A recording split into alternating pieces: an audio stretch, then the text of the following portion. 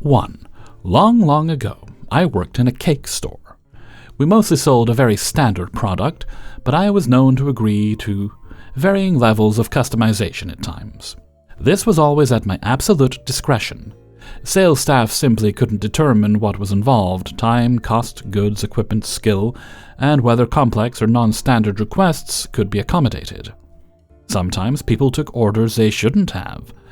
Sometimes, if it was a well-intentioned screw-up, I tried to accommodate within reason. If I couldn't, the offender would have to take responsibility, call the customer, fess up, make nice, try to offer a reasonable alternative, etc. Nobody liked doing that. Also, sometimes people just like to roll the dice for whatever reason and see if I'd just find a way to make it happen, but did not wish to risk my displeasure. So it wasn't uncommon for finger-pointing and scapegoating to occur when unapproved orders were accepted. The owners were sometimes included and involved in the finger-pointing and scapegoating. I rolled in at 10 on a Monday morning to find an order requiring very extensive customization. Think like a layer cake with a different flavor for each layer, specific fillings and covering, custom handmade chocolate work decoration, gold writing, basically sprinkled with the stars from the sky, and dusted with the dreams of angels and wishes of fairies. Maybe a very slight exaggeration. It was for lunchtime pickup. I lost the plot. The boss came in response to my rabid ranting. The offender and hapless co-worker was hunted down via handwriting comparison. Hapless co-worker was made to phone the customer and make nice. Boss suggested that I deserved a coffee and a lunch to make up for it, but I refused, as hapless co-worker was normally great to work with and looked pretty sheepish. So, boss said that he would shout everybody coffee and lunch and suggested a fancy place. Everybody made their requests. It was a really nice lunch, and hapless co-worker and I were very popular. Oddly, boss seemed to be rather enjoying the whole thing. Then I noticed the other owner had been very quiet. After much prodding, she suggested that it had been a prank perpetrated by the boss. I protested that the handwriting matched hapless co-worker. She said that hapless co-worker had been heavily influenced. I protested that the customer had a very distinctive name. Think Regina Phalange. It wasn't that, but that distinctive and fake. Then she told me that this was his standard fake name, that he at some point had used to prank all his friends and family. She seemed pretty over Regina Phalange, to be honest. Challenge accepted. A couple of days later, hapless co-worker and boss were both working again. I invited my neighbor over and explained that she was Regina Phalange, and gave her the details of her very complicated order. They were unable to fill her order for Monday, and she was told that she could collect it on Wednesday morning at the earliest. She gave an Oscar-worthy performance, and was very abrupt because she had been so inconvenienced. I called the other owner, so I could listen to both sides while the boss tried to explain to hapless co-worker that Regina Phalange wasn't real, and she insisted that Regina was real, and angry, and wanted her cake. 2. So for some context as to why I felt I wanted revenge. My grandmother on my dad's side is just an awful person. I'll list the reasons here, pick any of them as to the why. Frankly, she has more revenge coming her way. I'm just not going out of my way to deliver it. First off, my dad saved up for a nice car for my mother's birthday present. This was to be a new off-the-lot car. Her first ever car that wasn't over 10 years old at purchase. My dad saved quarter of the car's worth and used it as a down payment. Put the loan in grandmother's due to her better credit. He obviously had permission to do so, but because the loan was in grandmother's name, so was the car. She said my dad could drive it, but she'll report it stolen if Mom is ever caught behind the wheel of her own birthday present. Another time, my parents were trying to buy a house. Grandmother offered to pay for the full house. Just sign here. The contract she gave them was not a deed to a house, but a rental agreement. She wanted 3 times the market value in rent, and specifically stated that all guests would have to be approved by grandmother prior to the visit, plus named my 15-year-old sister as an unwelcome tenant and visitor. My parents didn't sign, but noted the attempt. Years later, my great-grandparents both needed help and offered free housing to my parents in exchange for taking care of them. Mainly just grocery shopping and helping to get to bed. Great-grandmother lasted the longest, but put a stipulation in her will that grandmother got the house, but only after my parents had saved enough to buy their own. Grandmother left an eviction notice on the door of my parents to find coming home from their own mother's funeral, stating that, with all that free rent they had received, they have enough money to move out. I got a letter in the mail one day after getting engaged to my current wife. It stated that I was no longer to contact my grandmother because the choice I made in a spouse sickens her. She lists religion as the reason, odd being that I and my wife were both non-practicing Christians before we met each other. My parents are agnostics, and my grandmother had changed religion 7 times since I was old enough to count. She sometimes was a Buddhist or just spiritual, but mainly hopped between different denominations of Christian. There's more, but it goes too heavy for a petty revenge. Petty revenge. Through her numerous shenanigans, she had become a no-contact for any family in the area. I hadn't cared to send a letter specifically stating that I don't want contact with you. I just figured that never having seen her in 5 years, even though I lived 2 miles away, kinda meant that. She reached out to me, inquired about my new family, and how she wanted to meet her great-grandchild.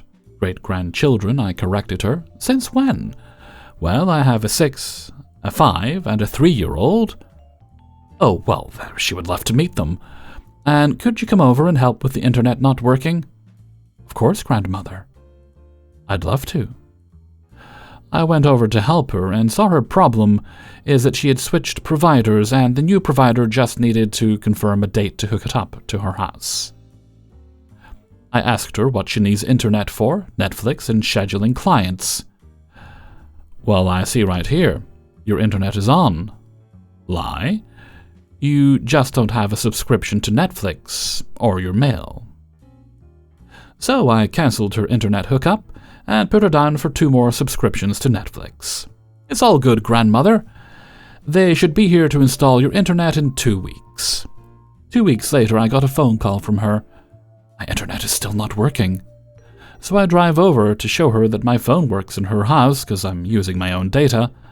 Oh, here's the problem. You're not signed up for the Max subscription. In our area, we'd need Max to get any other devices besides a phone to connect. And that's how I got her signed up for HBO Max. And I was sure to remember the login info so I could leech. It should be up in a month. Man, that's long. It must be backed up. A month later, I get another call about her internet not being up. Oopsies, I put my address by mistake. Now they need to reschedule the appointment. A month later, my internet still doesn't work. Oh, grandmother. You had to pay them again for the new appointment.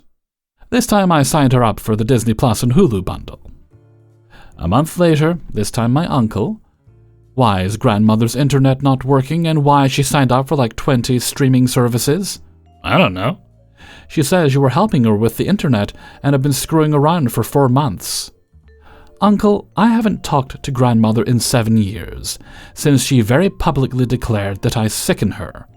Ask her yourself. She probably doesn't even know how many kids I have.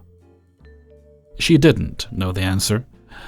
I assumed she finally got her internet, but unfortunately, I no longer have free HBO.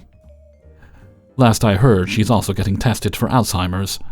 It seems she's forgetting things and making up imaginary visits with people from her past. Uncle also took her credit and debit cards away, so she can't repeat subscriptions. 3. So I posted on several websites about my missing cat. I get a message from one on Paw Boost saying they have him. First I ask for photos and where they found him. They respond with one photo of a grey cat in a towel. When I ask for a follow-up pic of his tail, he has very subtle stripes on it. She says she is stressed and just wants to know when and where I can pick him up to confirm in person. I apologize about them being stressed. Seriously? Who's too stressed to take a photo? They say I can meet them tomorrow, which is today. We agree to meet at 9 a.m. at Starbucks nearby. So this morning, at 5:13 a.m., she says to text her when I'm on my way. I message back at 8:50 a.m. that I'm on my way there and that my husband and I will sit outside on the patio. I have a cat carrier. Ain't no way she could miss me, right? Nothing. I message again at 9:18 a.m. She's a minute away and asks if there's a reward. Not really, I'm broke as hell, and I ain't telling her that. I don't respond. Already my alarm bells are going off. If I found someone's cat, I wouldn't be asking for a reward, and I didn't put anything on the poster implying there would be one. At 9:25, she sends me a hello. At 9:30 I respond, "Where are you?" She says, "I'm here already, I just had to park a minute away. How much is the reward?" Immediately, I know she's full of crap because there's tons of parking in that area. So I call her out. "That doesn't make any sense. There's plenty of parking spots. Are you trying to scam me?" "Why should I? All I need is what I spent." Response doesn't make any sense, since she never mentioned anything about spending money. She claims she's spent $40 so far and that her husband insisted she get money and says sorry is not a scam. I ask to speak on the phone and what car she drives. Once again, she's a minute away and wants $20 up front. Bad scammer. She didn't even send me Venmo or Cash App info. She just kept saying to pay before we meet. I say, "How can I give you money before I see the cat?" "For us both to be on the safe side, that's how I like to go about it." I respond, "Okay, this is ridiculous. You said to meet at 9 a.m. It's an hour later. You said multiple times you were 60 seconds away. I'm in my car. Once I receive the $20 part payment, you get your cat and you pay me the rest." This is not how any of this works. These scammers are the worst. How do I know you actually have my cat? I'm not going to give you any money before I see him. You're lying to me. I'm going home. Then this bitch sends me photo of proof with a pic of some lady in a car with the top of a cardboard pet container, no cat in sight. "I've been in my car since all I want is $20. At first you get your cat and you pay me the rest. Why would I lie about having your cat? I sent you a pic yesterday. You could confirm." I don't see my cat in that picture. This is bad proof. "Your cat is in the carrier." Then, not even 30 seconds later, "You seem unserious. I'll leave in 3 minutes." The audacity. This bitch thinks she can fool me? I'm already packing up at this point and getting in my car. If she was already there, she'd have ran up trying to get money. Wow, you're really still trying to mess with me. You haven't sent any payment info. You seem like a bad scammer. I already left. Should I send my Cash App now for the $20? Still, you can always drive back. She realizes she's screwed up. Ha! I don't believe you have my cat. You already threatened to leave because you think I'm unserious. I don't trust you anymore. Whole bag has to backpedal. I'm really sorry. I can't really continue to feed your pet. Just come here and get your cat. You don't have my cat. You won't send me pictures. I already left. If you actually had my cat, you need to give better proof. It's really mean for you to lie like this. And that's the last response. I knew there were scammers like this out there. I like to think I did my due diligence. But I'm still angry because I want my cat. It's either one of two scenarios. Either she has my cat and is holding him ransom, or she doesn't have my cat and she's totally full of it. I'm inclined to think it's the second one. So many red flags with this. I tried looking up the name in her email, but it doesn't exist in this area. I don't know how to report her for this scam since I don't know her real name or see her car. So, I already signed her up for 3 Democratic Party email lists. I'm going to sign her up for more mailing lists and clog her email. You don't mess with someone's missing cat. Update. Added NAACP, Center for Progressive Reform, and Alliance for Justice. Maybe these emails will teach her to become a better person for society. Second update. So I got curious and did a reverse image search on the pic of the woman in her car with the top of a cardboard pet carrier. It links to a Paw Boost page for Escondido, California. Still searching through the images to find this one, but what's interesting is that as I was browsing this page, the language of the site changed. This is strange since I'm logged in, so I looked at the URL, and at the end it said !locale equals SW_KE. I searched for that, and it's a locale helper language tag for Swahili from Kenya. So yeah, this bitch ain't even real. Just some scammer from Kenya. What a dick.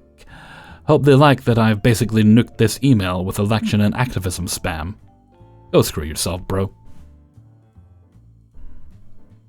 4. So about a month ago, my roommate, who we will call Bozo, came home drunk, meaning he drove drunk from wherever he was, but more importantly he was muttering about murdering people under his breath while I was chilling in the living room. And in orderly fashion, I let those important to me know, my hot assistant manager, and shut off my room and retire for the night. I hear him go for a run about 11:30 p.m. Cool. Wake up in the morning, and my door, which had my keyboard stool and cat toy in front of it, was wide open. Not okay with me. Went to work. Oh well, he was just angry and drunk like normal, at least nothing happened. Get home. Wi-Fi is turned off. Long story short, he said he had it when I offered to pay it in full when I moved in because I am the only reason we have it. Gamers. So, it's about 5:30 p.m. About a month and 5 days ago, we all caught up on backstory. And Bozo is in his room, and all nappy night-night. No Wi-Fi. I log into his account, see I can't pay the bill. Oh cool, he hasn't paid in a couple of months, so it's a $200 bill.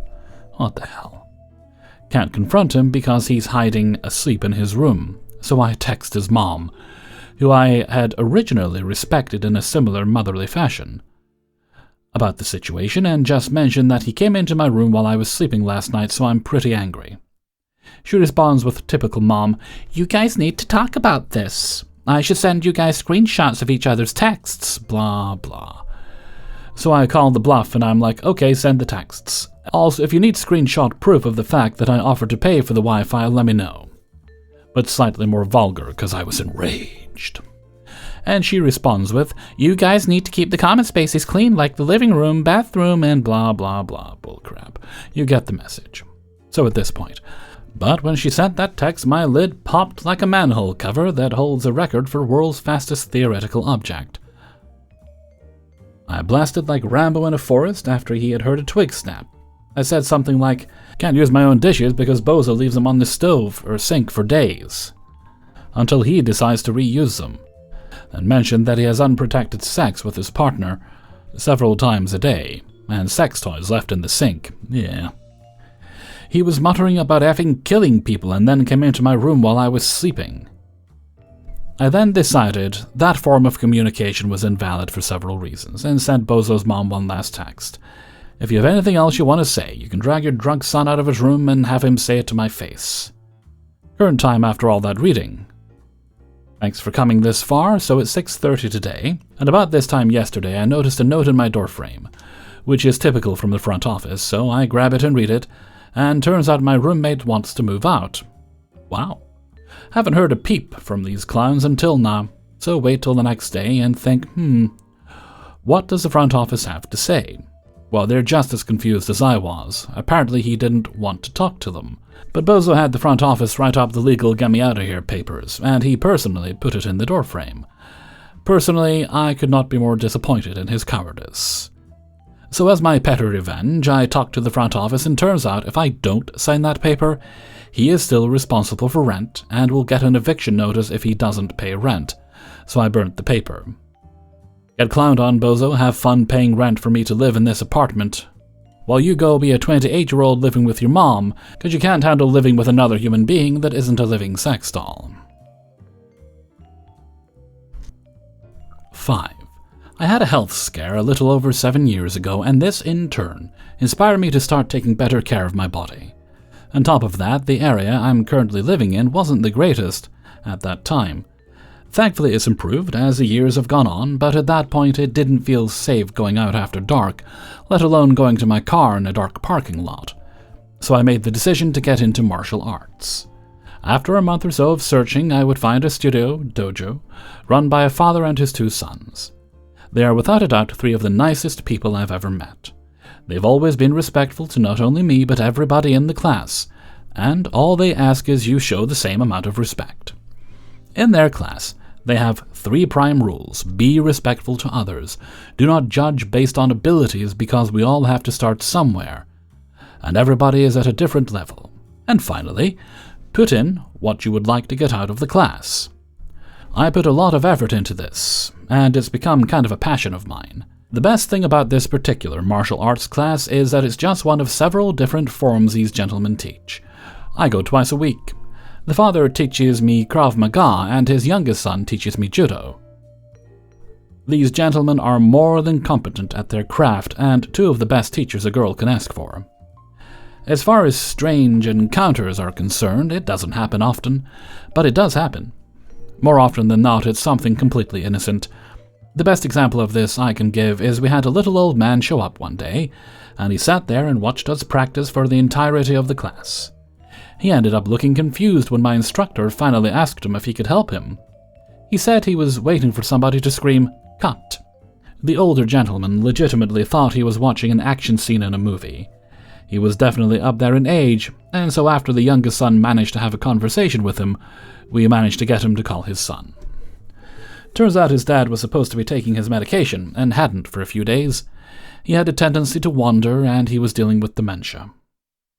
The man was honestly glad his father was safe, and he had been out looking for him for a good portion of the day. Once the class and the instructors knew what was going on, we waited for the son to come and pick him up, and told them that if they ever wanted, they could sit in and watch as much as they liked. It was pretty plain for everybody to see this little old man enjoy the demonstrations and practices, and for a while he and his son did just that. It was honestly kind of nice feeling like we had an unofficial pair of mascots cheering for us in the crowd. And that's one of the things I love about my instructors. They have a strong sense of community, and a good portion of dojos would have told these gentlemen to get lost.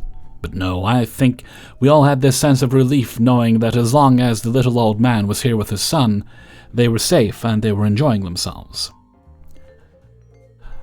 But then, we have the person who I'm going to refer to as the ninjidiot. I would have gone with Jean-Claude Van Damme, but I don't really feel like typing that up and over again. I'm about 15 minutes into a 90-minute class when we hear the bells attached to the front door start ringing. Whenever this happened, it generally meant we had a potential new student or somebody showing up late. No big deal. It was pretty commonplace. Instead, walks in this 20-something Caucasian male.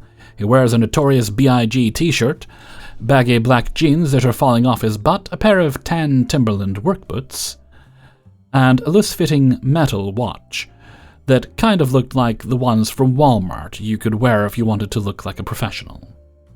Normally this wouldn't have set off any bells. We have a few guys in the class that dress like this as well, and I've never firmly believed clothing makes the man.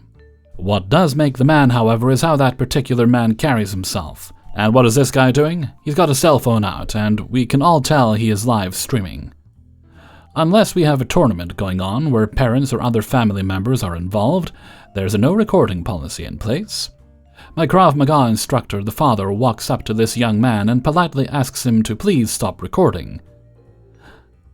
The guy shoots him a cocky look and asks him, "Who's in charge around here?" My instructor responds in kind, "I am, son, and you're going to need to put that phone away. As I was trying to say, we do not allow any kind of recording if there isn't a special event going on. Is there anything I can help you with?" The guy does not cease recording. Instead, he looks at my 5'5" instructor who is pushing 60 and starts bragging to the live stream about how he found the dojo master and how he was going to prove his form of bullshitto was effective at taking out anybody. There's an audible laugh from everybody within earshot, including myself, because this is one of those strange incidents that rarely happens, and though before my time, the couple of times that had happened, the instigator was usually left on the ground in a puddle of their own tears and urine. "Sir, that isn't a good idea. You really don't want to do this." My instructor pipes up in an attempt to dissuade this guy. It does not work. Holding his phone up to his face, he starts bragging to his viewers and ramping up the obnoxious to 11. "Y'all see that, right? Dude's afraid. I ain't going nowhere till he's on the ground for y'all to see." My instructor looks over to all of us and kind of rolls his eyes. We know what's about to happen. We say nothing. We just watch as he invites the future Darwin Award recipient out to the mats. This guy never breaks eye contact with the phone the whole time. He doesn't even think to put it down before he strikes a pose that looked like it was ripped out of a 90s fighting game. Again, we all quietly chuckle amongst ourselves. "You prepared to go down, old man?" screams the ninja idiot. And we watched as my instructor, who doesn't even take a fighting stance, just tells the guy, "I'm not getting any younger." Comedy gold happens when this guy starts screeching at the top of his lungs like Kevin Hart in Epic Movie. A movie I will admit is far from comedy gold. Sorry for reminding everybody of his existence. And he charges at my instructor while windmilling his arms like some guy in a screamo pit. Before he knows it, he's flipped over my instructor's hip and on the ground in an arm bar as he's screaming in pain. My instructor then asks him if he's learned his lesson as he cinches in the hold and starts applying a little bit more pressure. "Nah, man, you got lucky. Round 2! Now, we're all sitting there shocked at both the sheer arrogance on display and the fact that this guy miraculously didn't launch his Motorola at somebody's forehead mid-flip. He's still holding on to the thing as my instructor lets go and takes him up on the round 2 offer. "Geriatric got lucky, but I didn't show my best moves, and he ain't stopping me," he says to the live stream before throwing some of the sloppiest backspin kicks I've ever seen.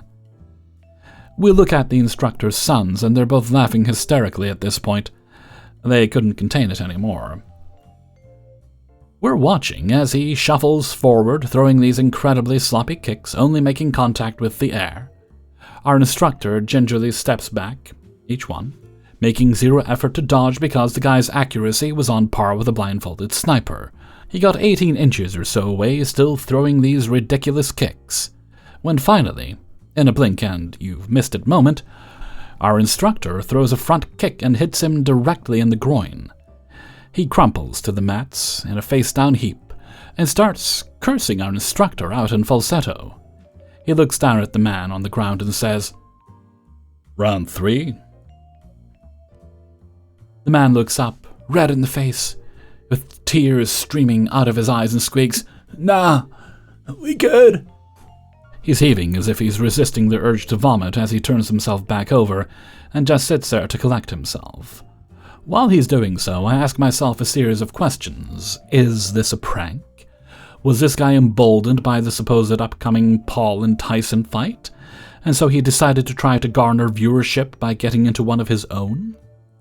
So many possibilities went through my head, but the one thing that was for certain, his family jewels had just been turned into diamond dust, and he was learning a hard lesson. After a few minutes, the instructor's sons escorted him out of the building, and we're thinking the pain must have finally started to set in a bit more. We were right in the manner of speaking, but the pain actually came from the fact that when he landed he finally dropped his phone and ended up crushing the screen with his knees. Honestly, I'll never understand clout chasing. It's ridiculous brain rot at best, an experience that this guy will never forget at worst.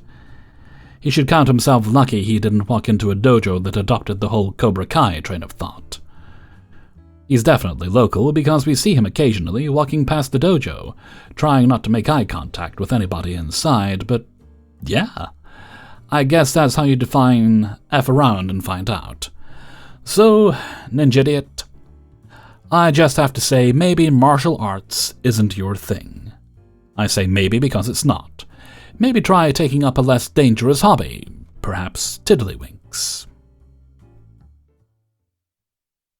Hey everybody, Hellfreezer here, and thank you very much for listening to Revenge is Ice Cream, episode 385. And thank you very much to everybody who allowed me to use their stories in this video. Before you go, please hit the like button, and subscribe if you haven't already done so. And support me on my Patreon page, which is linked in the description. $1 a month goes a very long way. Okay, let's see. No other business today, so let's move along to Hellfreezer's question of the day. And today's question is... This is a bit random.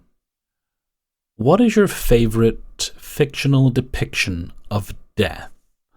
For me, it's the version played by William Sadler in the Bill and Ted movies.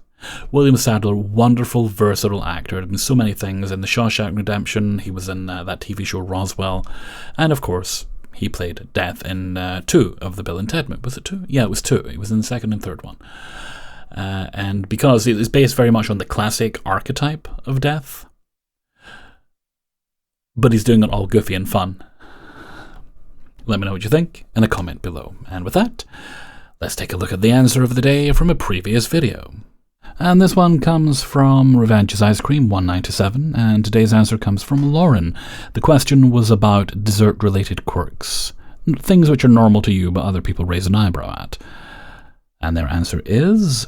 It's a Vermont thing, but apple pie with cheddar cheese. I scoffed at first, but the sweetness of the pie with the sharpness of the cheddar cheese makes for a tasty experience. You know, that's what Lauren explains are plated separately. Some take a bite of pie, then a bite of cheese, others slice cheese and put it on top of the cooked pie and then eat them together. This is a thing where I've seen people actually bake cheese on top of a pie. I first came across it in a TV show and I thought it was really odd, but it is apparently a thing that happens, where they would bake like Gruyere cheese on top of the pie before they put it in the oven. They would bake in the oven, and I'm very intrigued as to how that would taste. I'm not opposed to it. I'm very intrigued. Also, Pushing Daisies was a really good TV show. And with that, I'm gonna head off for now. So until next time. Oh, also thank you for your answer, Lauren. So until next time. Thank you very much for listening, and take very good care of yourselves.